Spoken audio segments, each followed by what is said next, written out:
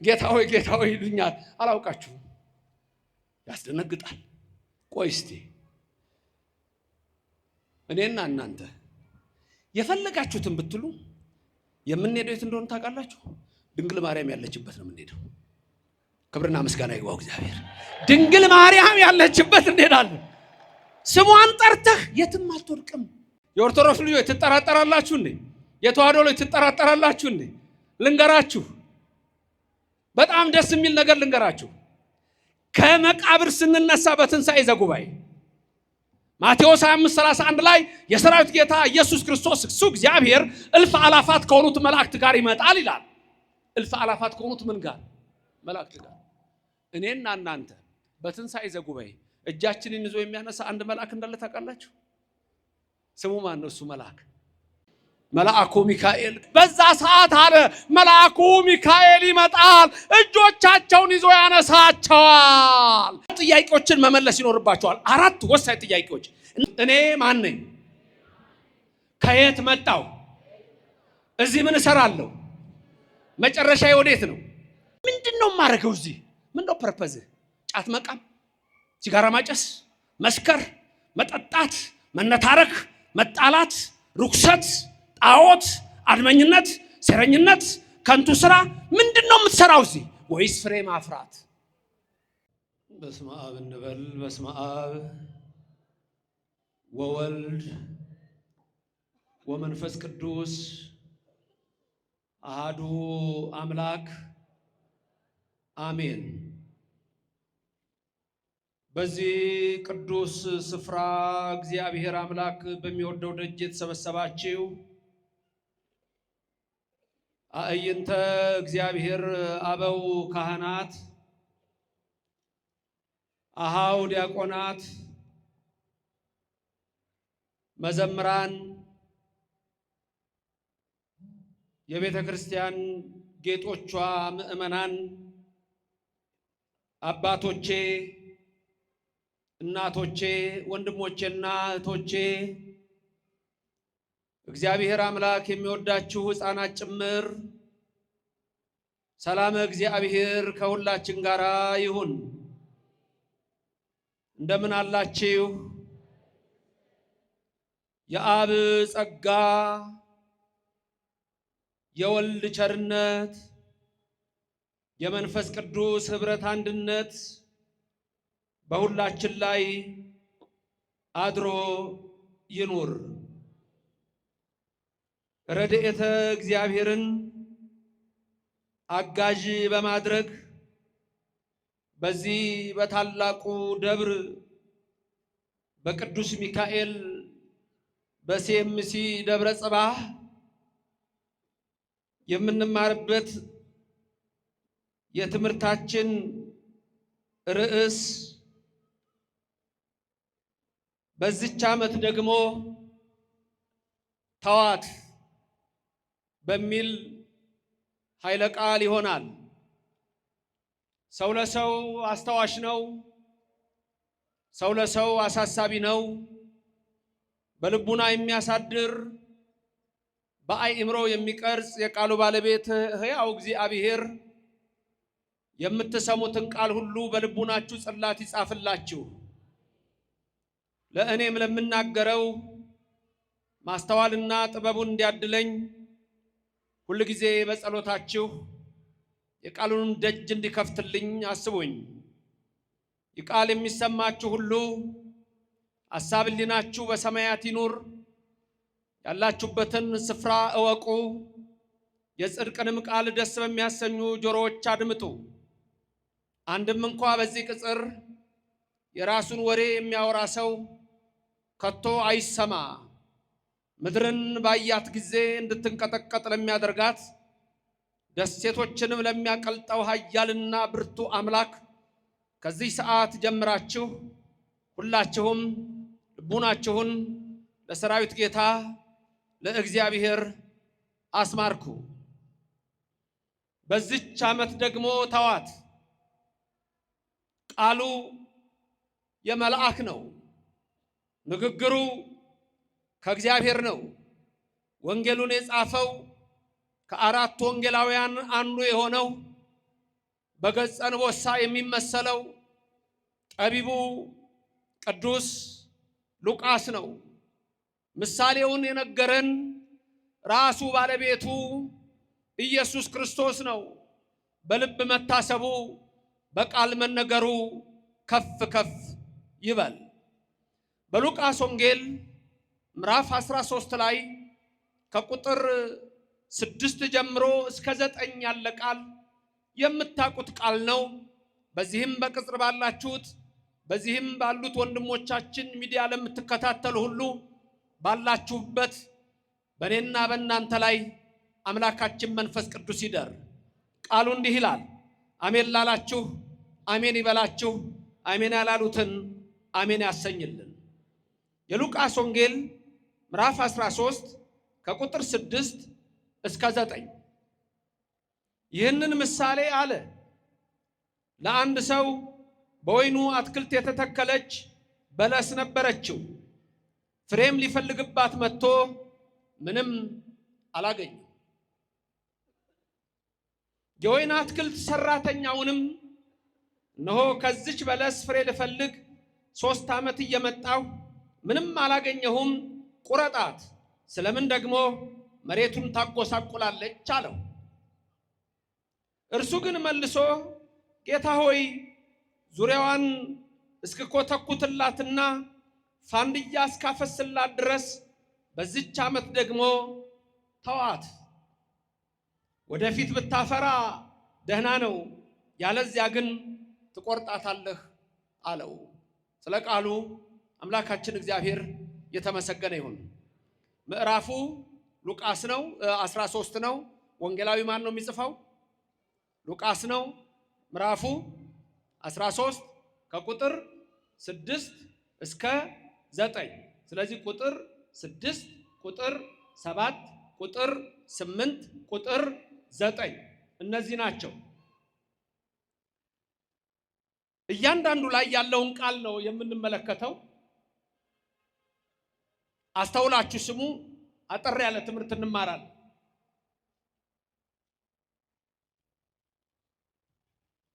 የመጀመሪያው ቁጥር 6 ላይ የምታዩት ይህንን ምሳሌ አለ። ለአንድ ሰው በወይኑ አትክልት የተተከለች በለስ ነበረችው። ፍሬ ሊፈልግ መጥቶ ምንም አላገኘም። ባጭሩ ስንት ሰው እየሰማችሁ ነው? ስንት ሰው?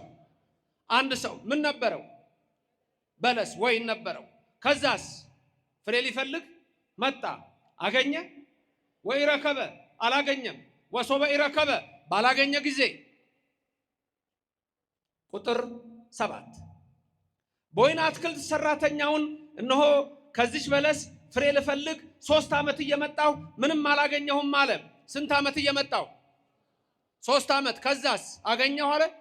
ምንም አላገኘም። ማን ነው የሚያወራው? የወይን ጠባቂውን የወይን ሰራተኛውን ያወራዋል። ምንም አላገኘሁም አለው። ከዛስ ምን አለው? ግዝማ እንከሰ ከመ ኢታጽር ምድረነ አለው። ምን ማለት ነው? ምድራችንን ሌላውን እንዳታበላሽብን ቁረጣት አለው። የወይን ጠባቂዋ ሰራተኛው ደግሞ ምን አለ?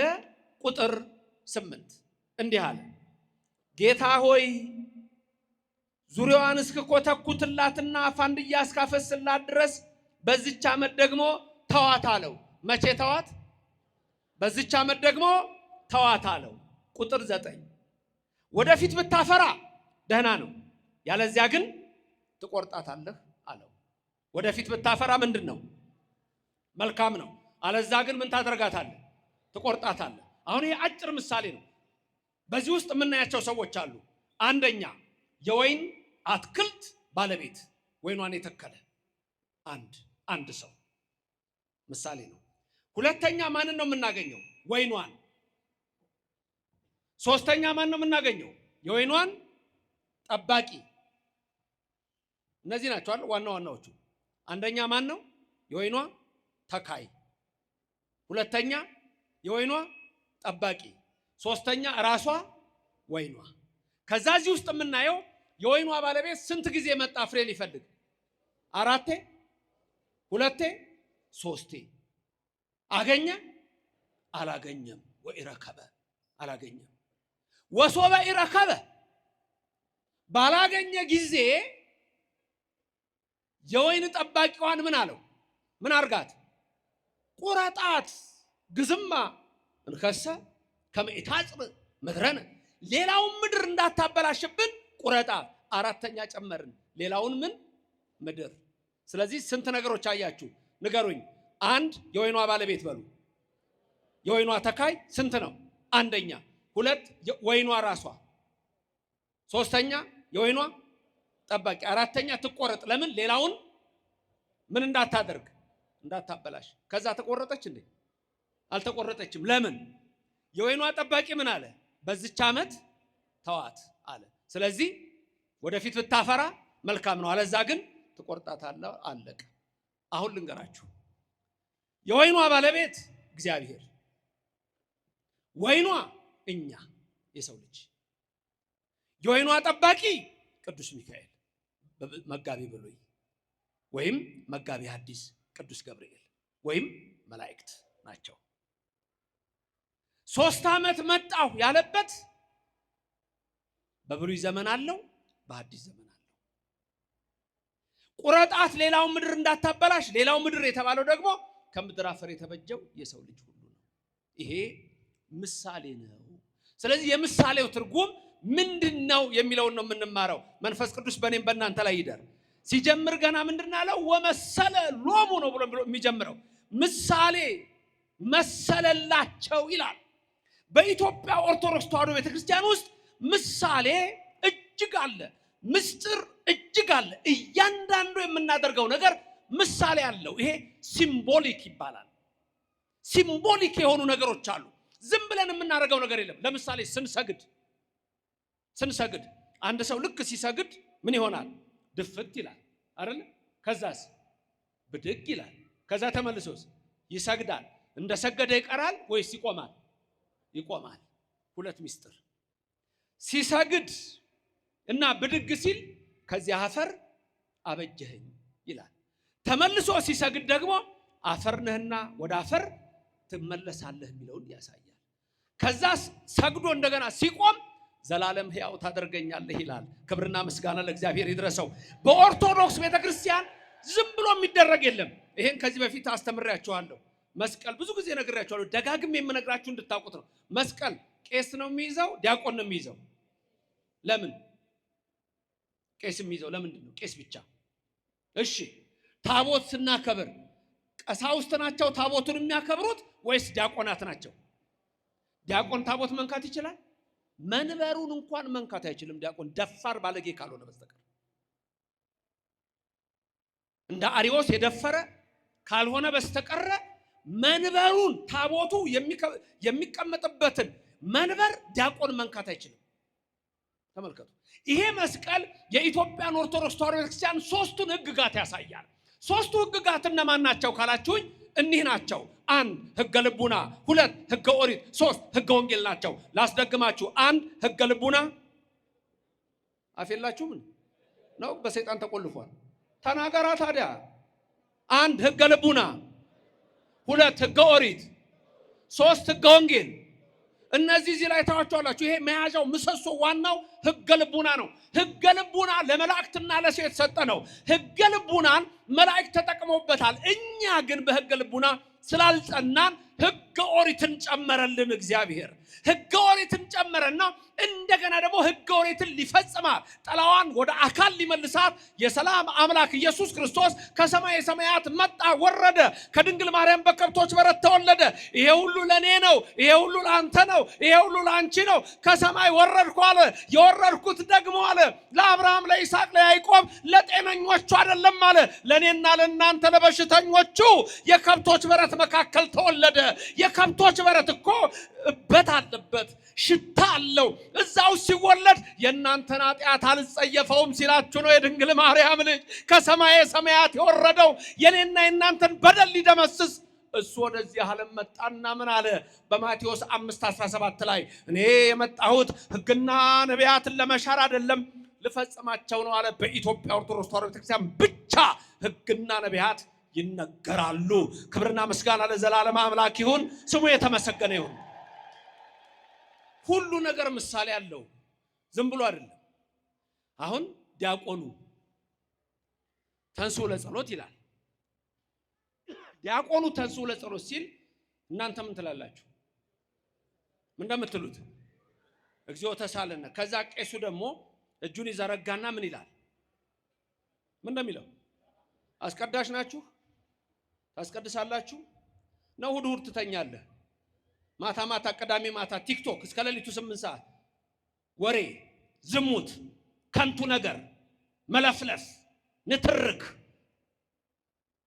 ከዛ በኋላ እሑድ ጠዋት የለህም፣ ቅዳሴውን ቄሱ አሐዱ አብ ሲል የለህም፣ ቁርባኑ ላይ የለህም፣ እስመ ኃያል አንተ ላይ የለህም፣ ተኝተሃል። የታመመ ሰው እንኳ በዕለተ ሰንበት በቤቱ አይተኛ፣ በወሰካ በገረገራው ያምጡትና ይስማ ይላል። የት ነው ያለው? ቅዳሴው ሲጀምር እናንተ አትሰሙትም እንጂ ምን ይላል? ስላንተ ካህኑ ሲጸልይ ይላል። ስላንተ ካህኑ ሲጸልይ ሐሳብህን ወዲያዛና ወደ አታድርግ። ስላንተ መስዋዕት ሲቀርብ መተቁምና ስማ፣ ተቀደስ፣ ተፈወስ። እግዚአብሔር በረድኤት ይጎብኘን፣ በቸርነቱም አይለየን።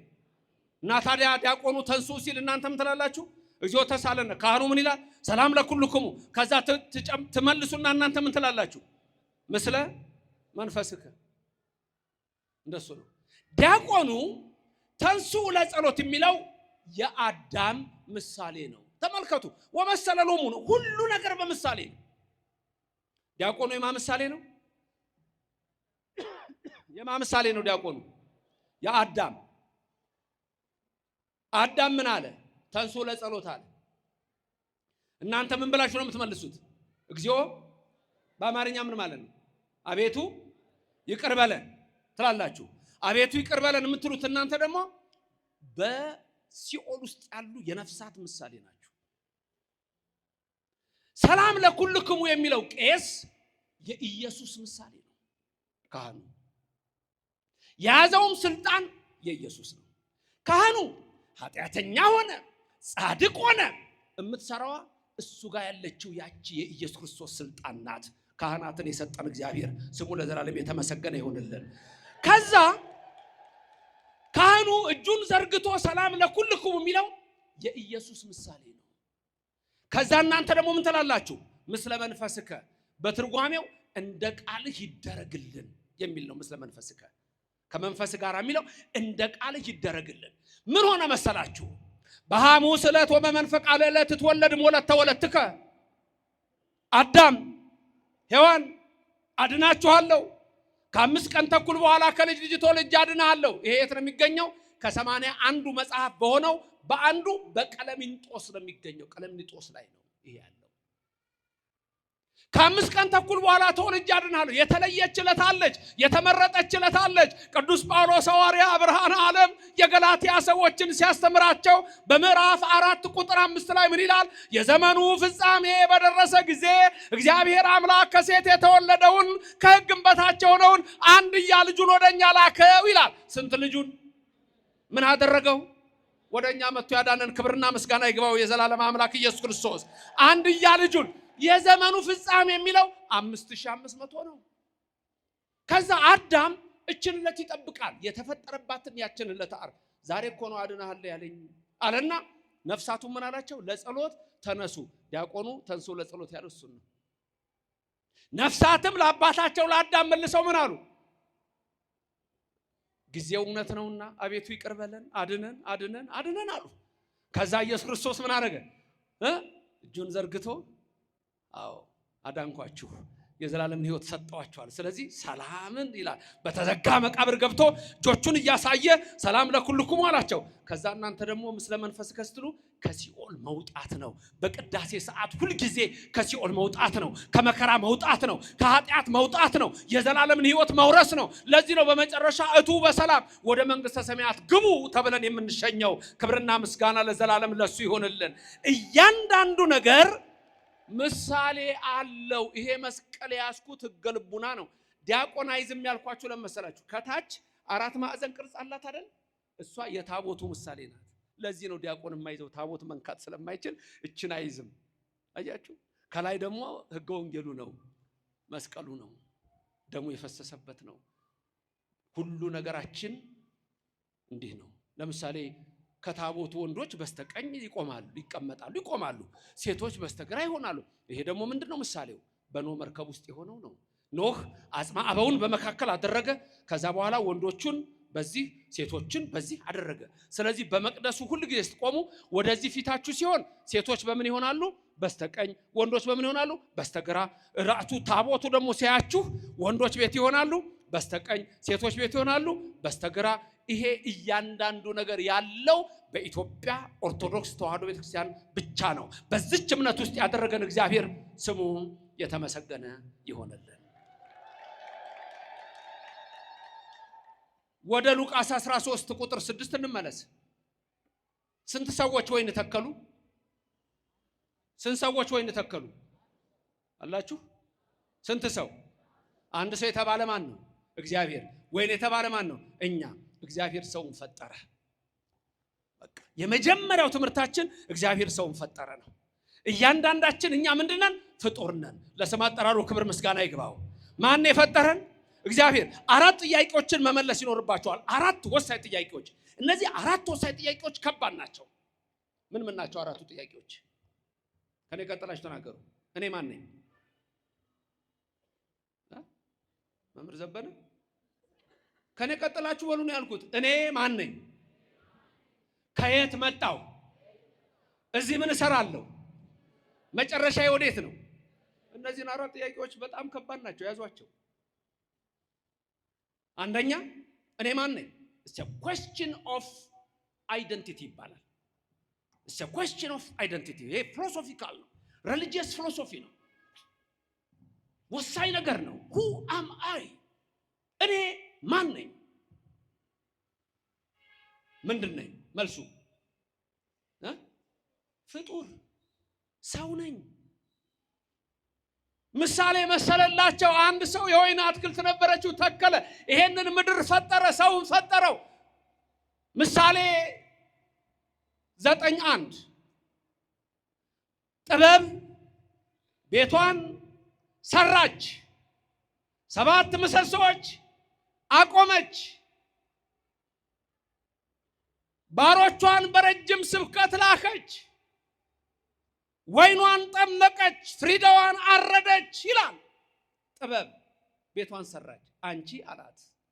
እግዚአብሔር አንቺ የሚባል አይደለም፣ ግን በእኛ ትምህርት አንተ አቡነ ወአንተ እምነ እንለዋለን። ተናገሩ። አንተ አቡነ ወአንተ እምነ። ምንድን ነው ያላችሁት? አንተ አባታችን ነህ፣ አንተ እናታችን ነህ።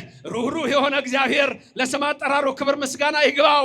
እግዚአብሔር አምላክ ይሄንን ዓለም ፈጠረው፣ ይሄንን ዓለም ወለደው ልንል እንችላለን። ፈጠረው። ስለዚህ ምን ይላል ሶሎሞን በጻፈው መጽሐፍ? ጥበብ ቤቷን ሰራች ማለት ጥበብ እግዚአብሔር ጥበብሰ መድኃኒነ ውእቱ ይላል። የኤጲፋኒዎስ ቅዳሴ ሲቀድሱ ስትሰሙ ጥበብሰ መድኃኒነ ውእቱ አለ። ጥበብሰ መድኃኒነ ውእቱ ዘቤዘወነ እንዲህ ያለ ይላል ቄሱ።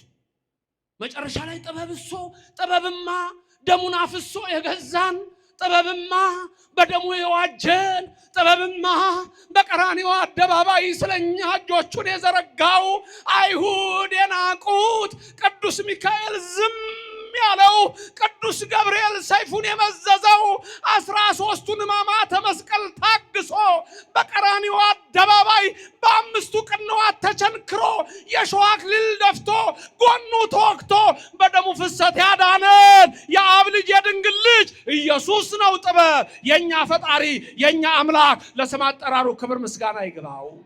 7ቱን ምሰሶቿን 7 ምሰሶች ይውላችሁ። መጀመሪያ ጥበብ ቤቷን ሰራች፣ ይሄንን ዓለም ሰራን።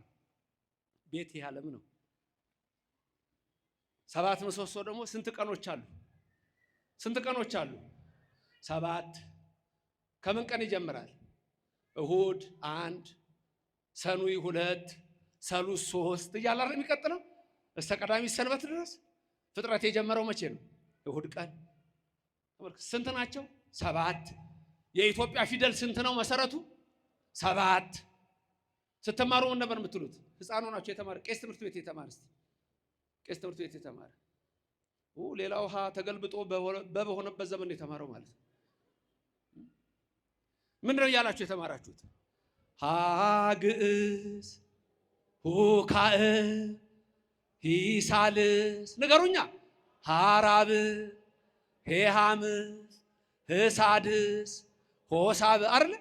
እንዴት ያይዘን ልጃችሁ ሆነን በቃ መርጌታ ጽጌ ጋኛ የታረገው የናችሁ ፊደል ያስቆጠሩኝ አባ ሰላም ስንጀምር እንዴት ያይዘው በቃ ግዕዝ፣ ሁካዕ፣ ሂሳልስ እንላለን። አንድ ማለት ነው። ሁለት ማለት ነው። ከዛ ሰባቱን ምሰሶቿን አቆመች። 7ቱ ዕለታት አንድ ሰንበት። እነዚህ ዕለታት እየተቀያየሩ ወራት አውራህ ከዛ ወደ ዓመት ይሄዳሉ። የሚገርም ግን ልንገራችሁ፣ ፊደሉ ዲሲማል ፖይንት ሁሉ ልታወጡ ይችላላችሁ። ለምሳሌ አንድ ነች፣ 1.2 ነች፣ 1.3፣ 1.4፣ 1.5፣ 1.6፣ 1.7። ለስንት ነች? 2። 2.2፣ 2.3። የቤተ ክርስቲያን ትምህርት እናንተ ግሩም እኮ ነው። ፊደላችን ራሱ እኮ ሚስጥር ነው። ቆይ ሌላ ልንገራችሁ እንጂ ገና ጨምርላችኋለሁ። መንፈስ ቅዱስ በእኔም በእናንተ ሄደር። የማ ምሳሌ ነው? የአብ። የማ ምሳሌ ነው? የአብ። የማ ምሳሌ ነው? ቀጥሏ የወልድ። ትንሽ ከነገሯችሁ መሄድ እኮ ነው እናንተ። የማ ምሳሌ ነው? የመንፈስ ቅዱስ ሚስጥረ ሥላሴ። የአብ፣ የወልድ፣ የመንፈስ ቅዱስ። ራብም የሚስጥረ ስጋዌ። ተመልከቱ፣ 7ቱ ሚስጥራት፣ 7ቱ ዕለታት። ራብ የሚስጥረ ስጋዌ፣ የሚስጥረ ጥምቀት። ሚስጥራቱን አታውቁም እንዴ? ነው አልተስማማችሁም? አልተስማሙም እንዴ መምህርዬ? አልተስማሙኝም እንዴ? ሰዎች እየተስማሙ ነው። እየነገርኩ ነው ለመምህራችሁ። የማ ምሳሌ ነው? ንገሩኛ። የአብ ሚስጥረ ስጋዌ፣ ሚስጥረ ጥምቀት፣ ሚስጥረ ቁርባን፣ ሚስጥረ ትንሣኤ ሙታን። ኦርቶዶክስ ይችናል፣ ተዋህዶ ይችናል፣ ክርስትና ይችናል። በእያንዳንዱ ነገር የፊደል ትምህርት ረቂቅ ነው። በዚህ ቤተ ክርስቲያን ያደረገን ስሙ የተመሰገነ ይሁን። ስለዚህ እግዚአብሔር ኢየሱስ ክርስቶስ ምን አለ? አልፋ ወኦ እኔ ነኝ አለ። አልፋ ኦሜጋ የግሪኩ ነው። በእኛ አልፋ ወኦ ነው። አልፋ አሌፍ ነው። አሌፍ ከሱ በፊት ምንም ፊደል የለም። ከአ በፊት ምንም ፊደል የለም። ከሀ በፊት ምንም ፊደል የለም። አልፋ እኔ ነኝ። ከኦ በኋላ ምንም ፊደል የለም። አልፋና ኦሜጋ እኔ ነኝ። ዓለማትን የፈጠርኩ እኔ ነኝ። ሰማያትን የዘረጋሁ እኔ ነኝ። ምድርን በኋላ ያጸናሁ እኔ ነኝ። ሰባቱን ሰማያት የሰራሁ እኔ ነኝ። የሰው ልጅ የፈጠርኩ እኔ ነኝ። ከሱ ውጪ ፈጣሪ የለም። መኑ ይመስለህ ከመናማልክት እግዚኦ። የዚህ ዓለም ጣዖታት፣ የዚህ ዓለም መሪዎች አንድ ብርጭቆ ውሃ ማምጣት አይችሉም። የኔና የናንተ አምላክ የሰራዊት ጌታ ኢየሱስ ክርስቶስ ሰማይን የዘረጋው ነው። ምድርን የመሰረተው ነው። አሕዛብን ሁሉ በገንቦ ውስጥ እንዳለ ትንሽ ጠብታ፣ በሚዛን እንዳለ ትንሽ ትቢያ የሚያይ የኔና የናንተ አምላክ ስሙ እግዚአብሔር ነው። ለዘላለም የተመሰገነ ይሁንልን። ስም አጠራሩ ክብር ምስጋና ይግባው። አልፋ ወኦ። 4 ጥያቄዎች።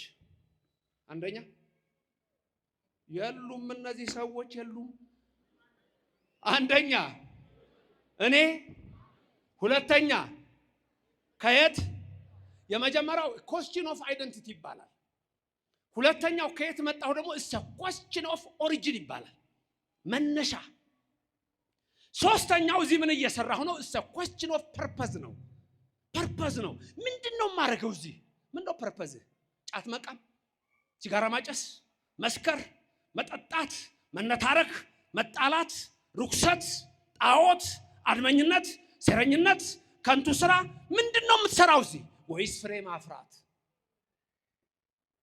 the question of purpose ምንድነው ማረገው እዚህ? አራተኛው ጥያቄ መጨረሻዬ ወዴት ነው? the question of ደስቲኔሽን ነው። እነዚህ አራት ጥያቄዎች በትክክል መልስ የሚያገኙት በኦርቶዶክስ ተዋሕዶ ቤተክርስቲያን ነው። ማነኝ? ፍጡር። ከየት መጣሁ? ከፈጣሪ። እዚህ ምን እሰራለሁ? አዳምና ሔዋን ሳቱ፣ መጣሁ። ከዚህ በኋላ ደግሞ የሚያድነኝ አምላክ አለኝ። መጨረሻዬስ ወዴት ነው? ወዴት ነው መጨረሻችሁ? በቀኙ መቆም ነው። መንግስተ ሰማያት መውረስ ነው። የኦርቶዶክስ ልጆች ትጠራጠራላችሁ እንዴ? የተዋሕዶ ልጆች ትጠራጠራላችሁ እንዴ? ልንገራችሁ፣ በጣም ደስ የሚል ነገር ልንገራችሁ። ከመቃብር ስንነሳ በትንሣኤ ዘጉባኤ ማቴዎስ 25:31 ላይ የሰራዊት ጌታ ኢየሱስ ክርስቶስ እሱ እግዚአብሔር እልፍ አላፋት ከሆኑት መላእክት ጋር ይመጣል ይላል። እልፍ አላፋት ከሆኑት ምን ጋር? መላእክት ጋር። እኔና እናንተ በትንሣኤ ዘጉባኤ እጃችንን ይዞ የሚያነሳ አንድ መልአክ እንዳለ ታውቃላችሁ? ስሙ ማን ነው? እሱ መልአክ ስሙ ማን ነው? ኧረ ትንቢተ ዳንኤል ምዕራፍ 12ን ተመልከቱ። በዛ ሰዓት ይላል ዳንኤል ሲናገር፣ በዛ ሰዓት እነሆ ሙታን ሁሉ ይነሳሉ፣ ትንሣኤ ዘጉባኤ ይሆናል። እኩሌቶቹ ለዘላለም እረፍት ነው የሚነሱት፣ እኩሌቶቹ ግን ለዘላለም እፍረት ነው የሚነሱት። እኩሌቶቹ የሚነሱት ለሕይወት ነው፣ እኩሌቶቹ የሚነሱት ለሞት ነው፣ እኩሌቶቹ የሚነሱት ለሐሴት ነው፣ እኩሌተኞቹ የሚነሱት ግን ለሐዘን ነው። ወየው ይላሉ አለ ያዕቆብ ዘስሩግ። የዛን ጊዜ ወየው ይላሉ እናት የሴት ልጇን ድምፅ የማትሰማበት ሰዓት ይላል ያዕቆብ። ያ ደግሞ የዮዳሄ ልጅ ዘካርያስ ሲነግረን በትንቢቱ ምዕራፍ 14 ላይ የሰራዊት ጌታ እግዚአብሔር ይመጣል። የሰራዊት ጌታ እግዚአብሔር ሲመጣ እግሮቹ በደብረ ዘይት ተራራ ይረግጣሉ።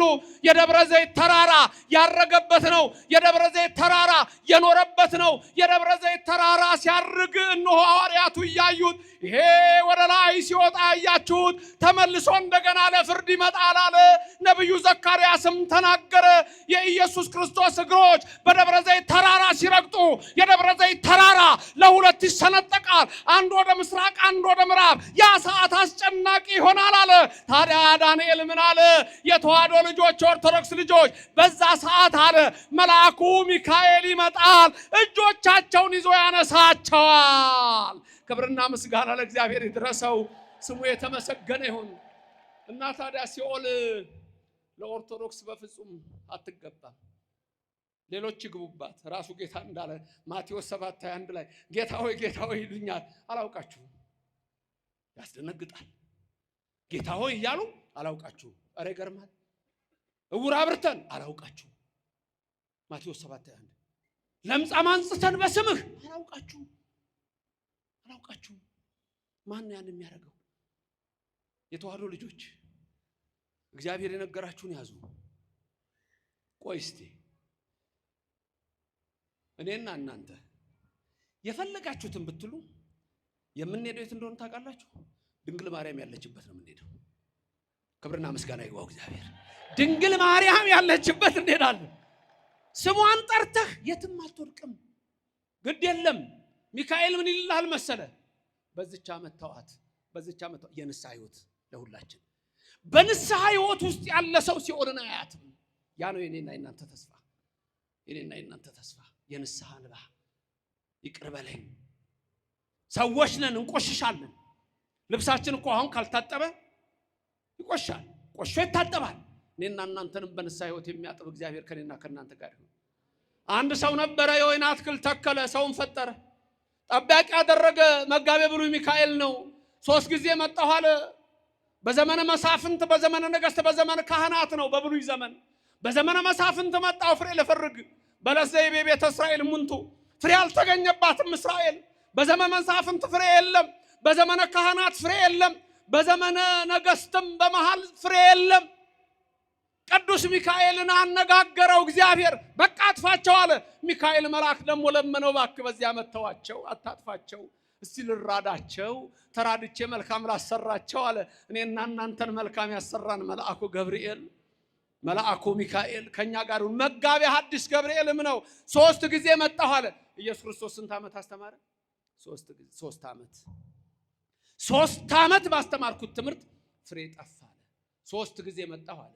በልጅነታችሁ ይመጣል እግዚአብሔር፣ ሕፃንነት፣ በውርዝውና ይመጣል፣ በወጣትነት፣ በእርግና ይመጣል፣ በሽምግልና። ፍሬ አለ ወይ? አንዳንድ ሰዎች ሽማግሌ ከሆኑ ጽድቅ መስራት ያለባቸው አይመስላቸው። እኔ አንዴ ትዝ ይለኛል ድሮ እዚሁ እያለሁ ነው ድሮ ሳስተምር አንድ ቀን ወደ ገነተ ጽጌ ቅዱስ ጊዮርጊስ ሲሄድ እድሜያቸው ትልልቅ ሰዎች ናቸው። እንደዚች መውጫው ላይ ጊዮርጊስ ሼል ነገር ነበረ። የዛሬ ምድር ያድርገውና እንዲህ ሼል ነበር መውጫው ላይ እንደዚህ ባቅላባ ቤት አላል። ከዛ ወደዛ ሲወጣ የሆነች ማደያ ብቻ አለችና ወደዛ ጋር ሽማግሌዎች ቁጭ ብለው ብር ይዘው ይጫወታሉ። ሞላ ጎደለ ይጫወታሉ። ሽማግሌዎች እኮ ናቸው። ጊዮርጊስ እዛ አሁን ትምህርት እየተሰጠን ሞላ ጎደለ በምን እንደሚጫወቱ ታውቃላችሁ? በሚመጣው መኪና የመጨረሻ ታርጋ ቁጥር። ሽማግሌ በመሆን አድንም፣ ሕፃን በመሆን አድንም፣ ወጣት በመሆን አድንም። በንስሐ ሕይወት ነው የምትድነው። ለእግዚአብሔር እኮ ሁላችሁም አንድ ቀን አልሞላችሁም። ማቱሳላ እንኳን 969 ዓመት የኖረው አንድ ቀን አልሞላም በእግዚአብሔር ቁጥር። ሁሉም ሕፃን ነው በእግዚአብሔር ፊት። 3 ጊዜ መጣው። በሕፃንነት ፍሬ ይፈልግባል አለ ሆይ? በወጣትነት ፍሬ ያለው የለ ወጣ ይላሉ። የት አለ ወጣቱ? የት ነው ወጣቱ ያለው? የት ነው ያለው? ደሞ ነገርኳችሁ፣ ቅዳሴ ነው፣ የእግዚአብሔር በረከት ነው። ስጋው ደግሞ ያልቆረበ ሁሉ ያልተቀበለ ሁሉ ወዴት ነው? እንዴት ነው መንግስተ ሰማያት የሚገባው? መቼ ነው ስጋው ደግሞ የምትቀበሉት? መቼ? ቆይ አንድ ትንሽ የቀረች ነገር አለ ይላል። ምን እንደሚቀርህ? ጻድቅ ሆናለሁ ብለህ ከሆነ ከዚህ በፊትም ነግሬያችኋለሁ፣ እስከምትሞቱት ድረስ ጻድቅ አትሆኑም። ቁርጣችሁን ወቁት። እንዳይቀየሙኝ መምህራን ካህናት፣ አይሆኑም። እስከሚሞቱ ጻድቅ አይሆኑም። መቼ ነው ግን ጽድቅ የምናገኘው? በንስሐ ሕይወት በየቀኑ ስንታደስ መሐሪ ነው እግዚአብሔር። ይመረናል፣ ሁላችንን ይማረን። ስለ እናቱ ብሎ ይማረን፣ ስለ ቅዱስ ሚካኤል ብሎ ይማረን። 3 ዓመት መልአኩ እኮ ምን አለ? እስቲ ተዋት በዚች ዓመት ልራዳ። ታዲያ ሚካኤል ሲራዳ፣ ገብርኤል ሲራዳ፣ አንተ የኦርቶዶክስ ልጅ፣ አንቺ የተዋህዶ ልጅ ሲኦል እንደማታዋት ይሄንን እመኑ። ክብርና ምስጋና ለእግዚአብሔር ይድረሰው። በንስሐ ሕይወት ውስጥ ጸንታችሁ ካላችሁ ወኢረከብኩ ያለው በእናንተ ዘንድ አይሰራም። ስጡ፣ ፍሬ አምጡ። እነዚያ ያልታደሉት ፍሬያቸው ከሰዶም ነው፣ ወይናቸው ከገሞራ ነው የተባሉ በርኩሰት የተመሉ አሉ። በጊብዓ ድፍረት የረከሱ፣ በዓለም ርኩሰት የቆሸሹ። እናንተ እኮ የእግዚአብሔር ልጆች ናችሁ። በ40 እና በ80 ተጠምቃችኋል። ስም አላችሁ እኮ ሁላችሁም ስም አላችሁ። ስማችሁንም ያውቀዋል እረኛው። ዮሐንስ ወንጌል ምዕራፍ 10 ላይ ምን ይላል? ኖላዊ ሄር ኢየሱስ ክርስቶስ በጎቼን በየስማቸው አውቃቸዋለሁ፣ እነሱም ድምፄን ያውቃሉ፣ ይከተሉኛል እና የዘላለም ሕይወት እሰጣቸዋለሁ። ኧረ እንደውም ከሌላ በረት የሆኑ አሉኝ ገና አመጣቸዋለሁ ይላል። በየስማችሁ የሚያውቃችሁ እግዚአብሔር ስሙ የተመሰገነ ይሁን። በየስማችሁ የሚያውቃችሁ እግዚአብሔር በየስማችሁ ምሕረትን ይላክላችሁ። ለዚህ እኮ ነው ካህኑ ሲያሳርጉ እያንዳንዳችሁ በየስማችሁ የተፈታችሁ ሁኑ የሚሏችሁ። የተፈታን ያድርገን እግዚአብሔር። 3 ዓመት መጣሁ ፍሬ ልፈልግ አጣሁ አለ። አይጣባችሁ እግዚአብሔር። ፍሬ በእጃችሁ ይሁን፣ በልቦናችሁ ይኑር፣ ባይምሯችሁም ይኑር። ያም የንስሐ ሕይወት ነው። ሲበዝቻ መተዋት የተባለው እንዴት እንደሚያማልደን እንድታዩ የሚያሳይ ትምህርት ነው። ስለዚህ እኔና እናንተ በዚህ ሕይወት ውስጥ ተመላልሰን የእግዚአብሔር በረከት እንድናገኝ የአምላክ ቅዱስ ፍቃድ ይሆንልን። በረድኤትም አይለየን፣ ከክፉ ነገርም ይሰውረን። የሰማነውን ሁሉ በልቡናችን ያሳድርልን። በዚች ዓመት ደግሞ ተዋት አለ። የወይኗ ተካይ እግዚአብሔር ነው፣ የፈጠረን እሱ ነው። ወይን የተባልን እኛ ነን። ፍሬ ይፈለግብናል። የንስሐ ፍሬ ነው። ጠባቂያችን መጋቤ ብሉይ ሚካኤል ነው። መጋቤ ሐዲስ ገብርኤል ነው። መላእክት ናቸው። እስቲ በዚህ ዓመት ተዋቸው፣ ተውት፣ ተዋት እስቲ ይባላል። ስለዚህ በዚህ ሕይወት ውስጥ ያለን እኛ የተዋህዶ ልጆች የመንግስቱ ወራሾች ነንና እግዚአብሔር የመንግስቱ ሰዎች እንዲያደርገን የሱ ፍቃድ ይሁንልን። ትንሽ እንባ ካለች ድህነት አለች። በዚህ ታሪክ ሊጨርስላችሁ የእውነት ታሪክ ነው። አንድ ሰው ንስሐ መግባት ይፈልጋል፣ በጣም ይፈልጋል። ፍሬ ያፈራ ዘንድ በቃኝ አለ። በቃኝ፣ የዓለም ነገር በቃኝ፣ ንስሐ ልግባ አለ።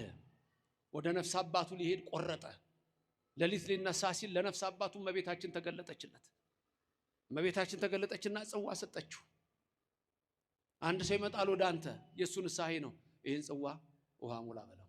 በቃ ልክ እመቤታችን ይሄን ብላው ያ ሰው ደረሰ ወደ ነፍስ አባቱ። አባቴ ኃጢአቴ በደሌ የበዛ ነው፣ ቀኖና ስጠኝ አለው።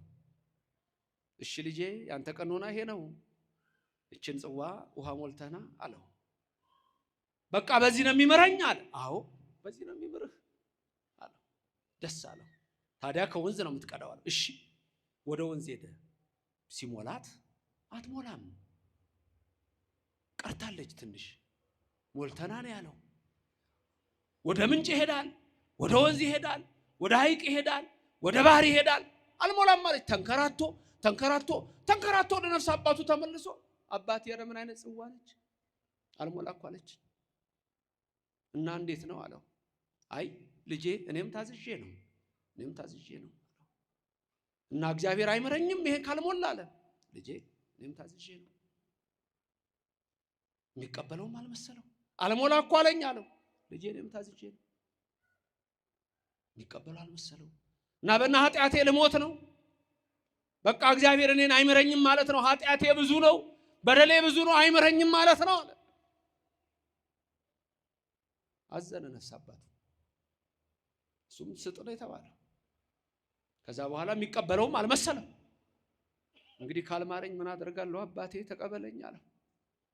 ካህኑም እጁን ዘርግቶ ሊቀበለው ሲል ከልቡ ፈነቀለውና በቃ አይምረኝም ምን ብሎ እንባው ባይኑ ቢፈስ አንዲት እንባ ተፈናጥቃ ወደ ጽዋው ብትሞላ ጽዋው የዛን ጊዜ ሞልቶ ተረፈ።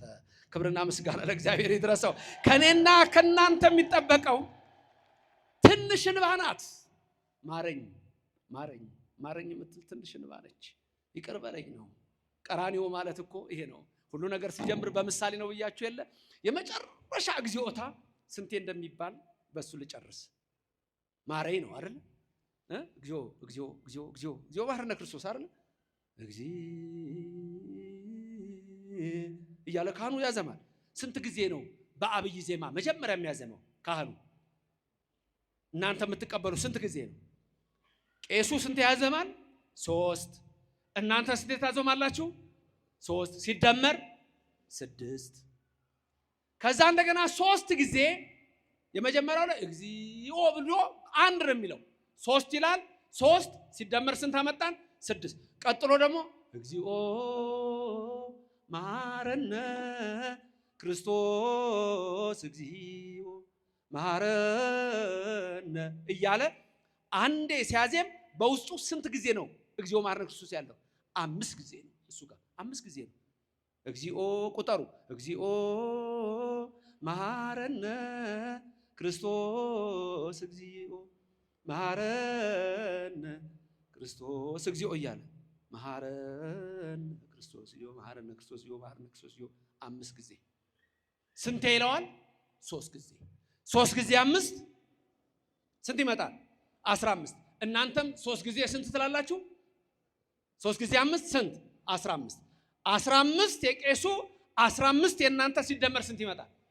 30። ከፊት ስንት አለችን? 6። 30 እና 6 ስንት ይመጣል? 30 እና 6 36። ቁጥር ጠፋ እንዴ? ቁጥር ድሮ እኮ ቁጥር ስም ሁሉ እኮ እስከ ሚሊዮን ነበረ። ሚሊዮን እኮ ትልቅ ስም ነው። አሁን እኮ ሚሊዮን ትርጉም አጥቷል። ኢትዮጵያ ውስጥ ነው። ሌላ ቦታ አላጣም። የትኛውም ዓለም አላጣም። ሚሊዮን ኢትዮጵያ ውስጥ ነው ያጣው። ምሕረቱን ይመልስልን። ስንት አመጣን ቁጥሩን? መጀመሪያ ቄሱ ስንት? 3። ከዛ እናንተ ስንት ሲደመር ቀጥሎ 5 ጊዜ 3 15 ስንት ይሆናል? ከእናንተ ጋር 30 ሲደመር 6 30። ከዛ ቄሱ 2 ጊዜ የሚለው አለ መጨረሻ ላይ እግዚኦ ማረነ ክርስቶስ ይላል። ስንቴ? 2። እናንተ ስንቴ? 2። መጨረሻ ብቻውን ይላል እግዚኦ ማረነ ክርስቶስ ይላል። እሱ ላይ እናንተ ትላላችሁ አትሉ? እሺ የመጀመሪያ ቄሱ 2 ከዛ እናንተ 2 ስንት ይመጣል? 4። በፊት ስንት ነው ያለን? 36 እና 4 40። ብቻዋን የሚላት ደግሞ የለችም። አንድ ላይ ስንት ይመጣል? 40። ጌታን የገረፉት ከ40 ትርፎ አይደል? 40። ያ ደግሞ እግዚኦ ማለት ማረ ለቅሶ ነው። ዲያቆኑ ደግሞ ምን ያደርጋል በዛ ሰዓት? ምርዋ ይመታል። መረዋ ደወል አይደወልም። የመላእክት ለቅሶ ነው። የእመቤታችን ለቅሶ ነው። ኦርቶዶክስ መሆን መታደል ነው። እንባ ነው። የነፍስ ህይወት ይሄ ነው። የንስሐ ህይወት ይሄ ነው። በዘማ እንከሰ ከመይታጽ ምድረን የሚለው ለእናንተ አይሰራም። ፍሬ ማፍራት ነው። የፍሬ ሰዎች ያርገን። አዛኝቱ ድንግል ማርያም አትለየን። ሊቀ መላእክት ከሁላችን ጋር ይሁን። ዘማሪዎች ስላሉ ትምህርቱን አጠር አድርጌያለሁ። አንዳንድ መዘመር ስላለባቸው ነው ለመምህርም ነግሬያቸዋለሁ። የሰማነውን በልቡናችን ያሳድርልን። እግዚአብሔር በረድኤት አይለየን። ሌላው በጣም ስለዚህ ቦታ ደስ እንዳለኝ መናገር እፈልጋለሁ። ቀጥታ ተከታትያለሁ። የነ ዶክተር ጌታቸውን ኢንተርቪው ሰምቻለሁ። ይሄ ቦታ ገና ሲጀምር ጀምሮ በዚህ ቦታ ላይ ለአገልግሎት መጣበት ስለነበር ይሄንን የመሰለ መቅደስ የእግዚአብሔር ማደሪያ የሥላሴ መገለጫ መቅደስ ሱርልኝ ብሎ እንዲህ አድርጋችሁ የሰራችሁ በዚህ እጃችሁ የገባ በጠቅላላ የእግዚአብሔር መንግስት ወራሾች ክብርና ምስጋና ለሥላሴ ይሁን። አመስግኑት እግዚአብሔርን። እግዚአብሔር የተመሰገነ ይሁን። ደግማችሁ አመስግኑት። እግዚአብሔር ይመስገን። ሰልሳችሁ አመስግኑ። እግዚአብሔር የተመሰገነ ይሁን። እጅግ የሚያስደስት ነገር ነው። እኔ ከመጀመሪያው ጀምሮ በልማት ኮሚቴ ከካህናቱ ከምን ሁሉ ነው የማውቀውና ይሄንን ያሳየን እግዚአብሔር ስሙ የተመሰገነ ይሁን። ለፍጻሜ ያበቃን የተመሰገነ ይሁን። ድሮ ወንድሞቻችን ምን ይሉ ነበር? እናንተ መቅደስ ስሩ እኛ እንወርሳለን ይሉ ነበር። አሁን ግን የተገላቢጦሽ ነው። አሜሪካ እኛ የፕሮቴስታንቱን ቸርች እየገዛ ነው። አውሮፓ የካቶሊኩን እየገዛ ነው። አሃዱ አብ እየተቀደሰበት ነው። ድንግል ማርያም እየተነገረችበት ነው። የእግዚአብሔር ታቦት እየገባበት ነው። አመስግኑት እግዚአብሔርን ከፍ ባለ ድምፅ። ስሙ የተመሰገነ ይሁን። ቀንድ አረጋለሁ ጭራ አላደርግህም ያለ እግዚአብሔር የተመሰገነ ይሁን። ኃይል ፊት ነው ማረጋው ኋላ አደርግህም ያለው እግዚአብሔር የተመሰገነ ይሁን። ይሄን የመሰለ መቅደስ ሰጠን። ስሙ የተመሰገነ ይሁን። እግዚአብሔር ይባርካችሁ ይቀድሳችሁ። ድንግል ማርያም በቀኝ በግራ ትቁምላችሁ፣ ከፊት ትምራችሁ፣ ከኋላ ትከተላችሁ። በልቡናችን ከልጇ ጋር ነግሳ ለዘላለም ትኑርልን። መዋዕለ ጾምን አስፈጽሞ ለብርሃነ ትንሣኤው እንዲያበቃን የእሱ ቅዱስ ፍቃድ ይሁንልን። ክብርም ምስጋናም ሁሉን ለሚችል አዶናይ ኤልሻዳይ እግዚአብሔር ይሁን። ከሰማየ ሰማያት ወርዶ ደሙን አፍሶ ያዳነን ክብር ምስጋና ይግባው። በቅዱስ ሚካኤል በቅዱስ ገብርኤል በመላእክት የሚራዳን እግዚአብሔር ክብር ምስጋና ይግባው። አያችሁ ሚካኤል ስለእናንተ እንዴት እንደሚለምን። በዚች ዓመት ደግሞ ተዋት መልአኩ ነው ያለው። አሜን ይደረግልን። ክብርም ምስጋናም ለኃያሉ አምላክ ለእግዚአብሔር